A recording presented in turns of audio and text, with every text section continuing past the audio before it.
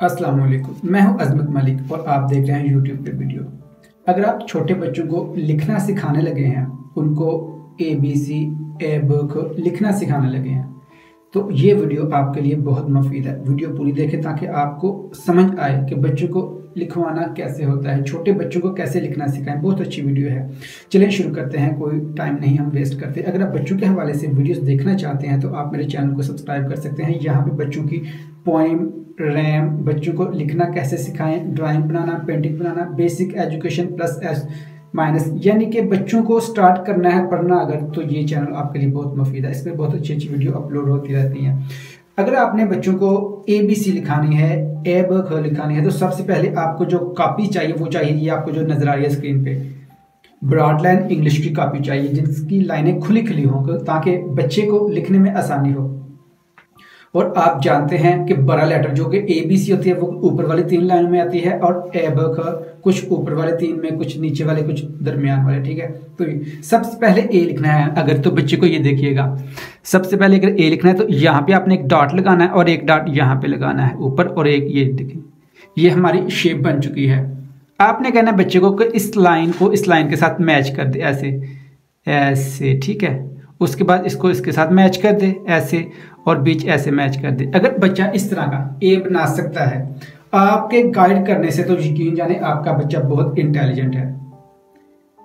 एक दफा फिर सुने, अगर आपका बच्चा इस तरह का ए बना लेगा आपके गाइड करने पे, आपने डॉट कहीं और लगाया है, वो कहीं और से शुरू करेगा, वो थोड़ा सा इधर शुरू करेगा। ठीक है, आपका डॉट यहाँ है, वो यहाँ पे लिखेगा। लेकिन अगर उसने इस तरह का ए बना लिया तो समझ लें आपका बच्चा बहुत ही ज़हीन है। उसके बाद ए की बारी, अगर ए बना लिया, सॉरी, और अब है ए की बारी।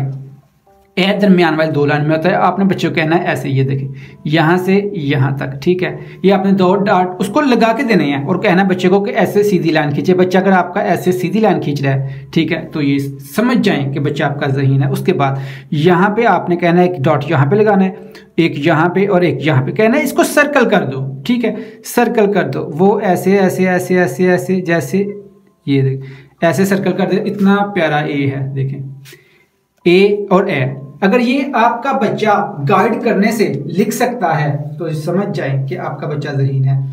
ये थोड़ी सी तवज्जो आपकी चाहिए, इतनी ज्यादा तवज्जो नहीं। अगर आप इस तरह बच्चे को कहेंगे बच्चा ए लिखो, ए लिखो, ए, आप उसको कहते हैं ठीक है ऐसे, आप उसको ऐसे ए खुद लिख लेते हैं। ठीक है, और आप ऐसे ए भी लिख लेते हैं। ठीक है, और आप कहते हैं बच्चों को कि ए मुझे लिख के दिखाओ।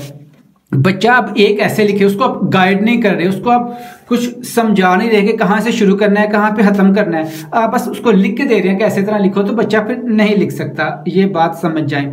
बच्चे ने अभी शुरू किया है लिखना, आपने उसको अभी स्टार्ट किया है लिखाना, तो आपने क्या करना है, उसकी हेल्प करनी है। जैसे हम चलने में बच्चे की हेल्प करते हैं, बच्चा भी चलना शुरू करता है, हम उसकी हेल्प करते हैं, उसकी उंगली पकड़ते हैं, उसको सहारा देते हैं। लिखने में भी आपने ऐसे करना है। उसके बाद अगर बी लिखना है तो आप कहते हैं बच्चे को एक डॉट यहाँ पे, एक डॉट यहाँ पे, और सीधी लाइन।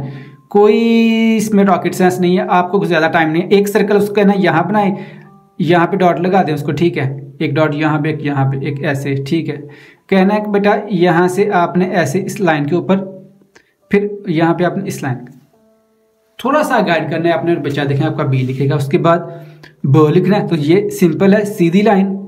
बच्चे को आपने साथ चलाना है, बच्चे को आपने साथ सहारा देना है। ऐसे 3 डॉट लगा दिए और डॉट के साथ डॉट मिलाते जाएं, डॉट के साथ डॉट मिलाते जाएं, जैसे कि ऐसे डॉट मिल गया।